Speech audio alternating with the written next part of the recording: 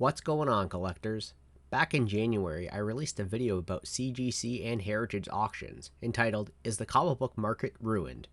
In that video, I speculated on how CGC grades their comic books, Heritage auctions' interest in selling high-grade books, and how the comic book market would be affected by the business decisions of the two companies. The video took off and brought a lot of attention to this channel. With comments still being made regularly on the video, I feel like I touched upon something a lot of collectors feel similarly about: the lack of trust in the comic book market. In many of my other videos, I speak on how to collect comic books and talk about what collectors should look out for, such as shady dealers who try to pull a fast one.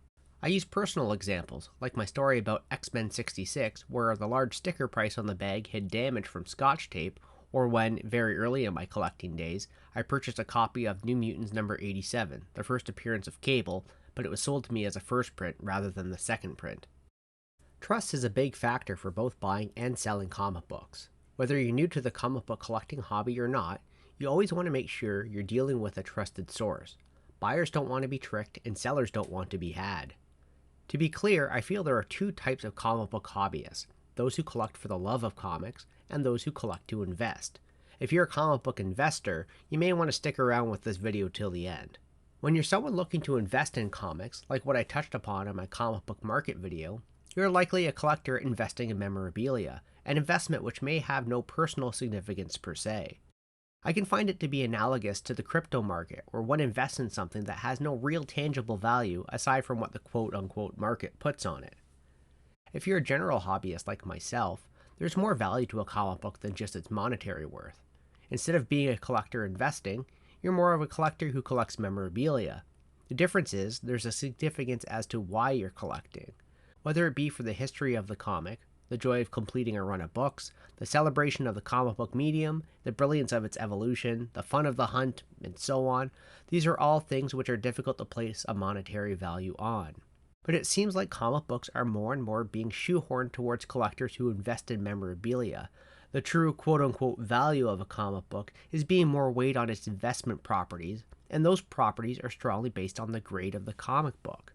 Now, don't get me wrong, I certainly do love a high-quality comic book, but grading quality seems to be becoming more subjective with each passing day. I've touched upon the questionable grading and quality by CGC in previous videos of mine, and how their quality and grading seems to be slipping.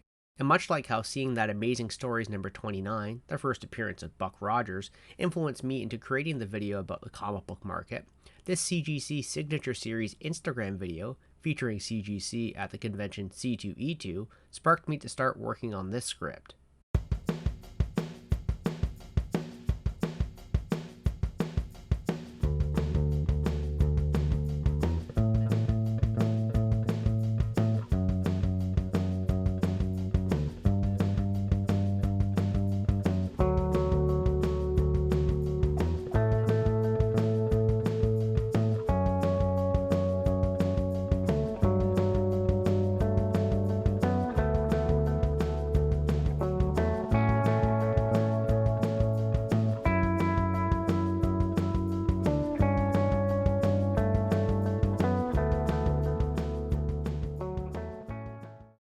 I've checked out the scans of the book, and sure, save for someone drawing all over the cover, it seems like a 9.9 candidate, but the video in question still baffled me. Obviously, we weren't shown the entire grading process, but did CGC check the inside of the book? Did Gottli not crease the page in any way by drawing on the cover? Were the book's edges as perfect as what we saw in CGC's 9.9 grade by comparison video? As per CGC's grading process, quote, "A consensus is reached on the final grade." How many staff members went through the book at the convention? Given their, quote, highly accurate grading scale, they're saying someone drawing on the cover of a book for, I'll assume this took Gottli around 10 minutes to draw, it's just the head on the top right of the book, by the way, that there are zero handling defects on the book? What about quality control after the book was encapsulated, also known as being slabbed?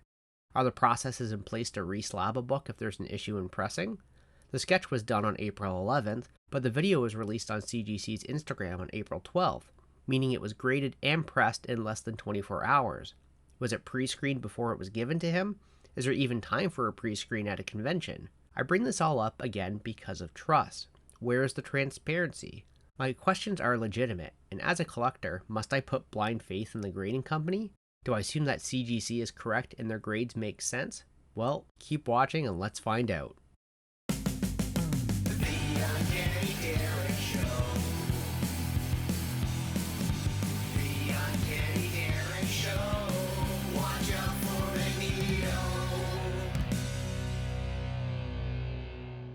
To address the small elephant in the room, I haven't brought up grading by CBCS because, to be blunt, equivalent graded CGC books sell for more than CBCS books. CGC books are often more sought after by collectors. PSA claims they're going to be getting into the comic book grading business in 2025, but we have yet to see when. To back up my CBCS claim, here are some sales pulled from GoCollect.com.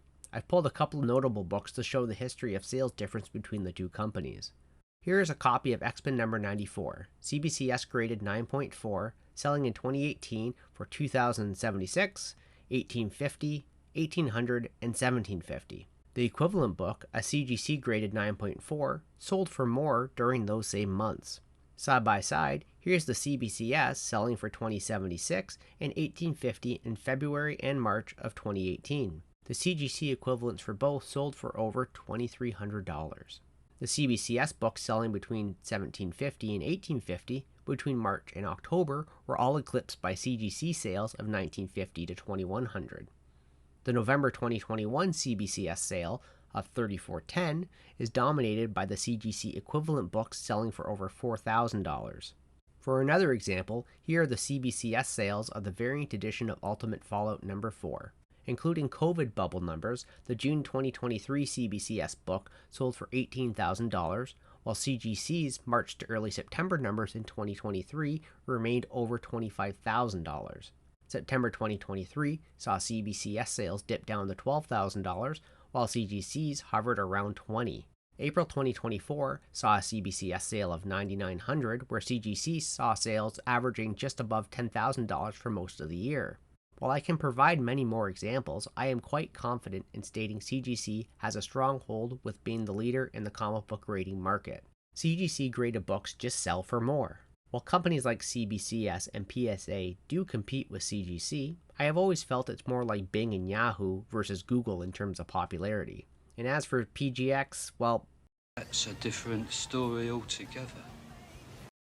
Now back to trust within the comic book collecting market. Collectors put their faith into CGC's grading system. I could delve into the whole subjective grading of books, but as mentioned, there's a lot of blind faith put into both graders and grading. That blind faith, in my opinion, colors the hobby in a very negative way. Looking back at the Ryan Gottli video, what was its point? Well, it was obviously an ad for CGC services. The idea behind the video was so that CGC could grade your books on site at the C2E2 convention and you could get signed books slabbed on the spot. I'm not gonna lie, that's a pretty cool and exciting thing to do. It generates a lot of excitement around the booth. It's sort of like those booths of free samples at Costco. But at what cost? And I'm not talking the financial cost, which, by the way, it is more expensive to submit your books to CGC at a convention, but more the cost of trivializing the hobby. And I feel that ties into investing in memorabilia. Taking a look at the Merriam-Webster's definition of memorabilia, there are two definitions. 1. Memorabilia are things that are remarkable and worthy of remembrance. And 2. Memorabilia are things that stir recollection or are valued or collected for their association with a particular field or interest. Comic books certainly fit both definitions well. Comics are worthy of remembrance and they can be valued and collected with a particular field or interest. That is to say, comic books are worthy as they are important to the world. I mean, can any of you imagine a world without Superman, Batman, Captain America, or Spider-Man? They are valued and collected with people who enjoy the comic book hobby. If anything, the definition seems suited more towards collectors who collect memorabilia. But when I say investing in memorabilia, and when I tie this into trust, what is it that investors are actually investing in? And more importantly, where does CGC fit into all of this? Let's start with saying COVID did a number on the comic book collecting hobby. When the pandemic hit in March of 2020, many people were locked down, with some even being paid to stay home. As such, the collectible market took off to be what is known as the COVID bubble. Prices for all collectibles, not just comic books, took off into the stratosphere. Post-pandemic, while comic book prices came down, most seem unable to drop back down to their pre-pandemic levels. If one were to follow their natural growth year over year, the prices are still higher than what they would have been had there been no bubble. In fact, let's take a look at some graphs. Take for example this copy of Uncanny X-Men number 266, arguably the first appearance of Gambit. In 2020, a CGC 9.8 was selling for around $380. Post-pandemic, in May of 2025, it's settling around the $550 range. Taking a look at Transformers number 1, despite the movies, a CGC 9.8 was selling for around $600 in March of 2020. As of May of 2025, it's hovering around the $1,100 mark. These books have jumped quite considerably, with the Uncanny X-Men seeing a 45% growth from March 2020 and Transformers seeing an 83% growth. Looking at those graphs again, you can see normal, stable growth from these books up until the pandemic. The rate of growth also changed based on the media around it, such as the various Transformer movie announcements, as well as Gambit appearing in X-Men Origins Wolverine. Maybe we'll just continue to forget that movie ever happened. What I mean to say is, post-pandemic, the books are still high, but why and how are they still valued so high? Yes, I've been asking a lot of questions, so let's finally get to some answers. I want to draw attention to some of CGC's grading. Let's take a quick look at what I feel makes a great candidate for a 9.8. For those unaware, CGC has a grading scale from 0.5, which increases in 0.5 increments up until you reach to the 9.0 range. Then grades go up in 0.2 intervals until you get to 9.8, 9.9, and 10. 9.8 is the most common grade offered to near mint books. CGC defines a 9.8 as, quote, a nearly perfect collectible with negligible handling or manufacturing defects. Here's a copy of Hulk number 181, which I feel meets the grade. Save for this little bend at the top left of the book, it seems fine. Grader notes from CGC suggest there are light spine stress and a small ink smear, but I have a tough time finding those. This book was graded in January 2023. I have my own CGC 9.8, a copy of Transformers number 5, graded in October of 2020. While there are no grader's notes available, there is a very minor spine tick and the most subtle blunted corner on the bottom here, which together justifiably knocks it out of the 9.9 running. Then there's this amazing Spider-Man number 300, graded in May of 2024 as a 9.8. As you may recall in a previous video of mine, I don't know how this passed the sniff test. With multiple dings on the edges, as well as numerous spine ticks, this book, I feel, is most certainly not a 9.8. The grader's notes say, very light spine stress lines break color. Give me a break. Then there's this X-Men number 65, graded in July of 2021 by CGC, the same time the private investment firm Blackstone announced their purchase of the grading company. Despite no grader's notes for this 9.8, there's most certainly damage to the top left corner, on the top of the book, and there's a gentle spine roll.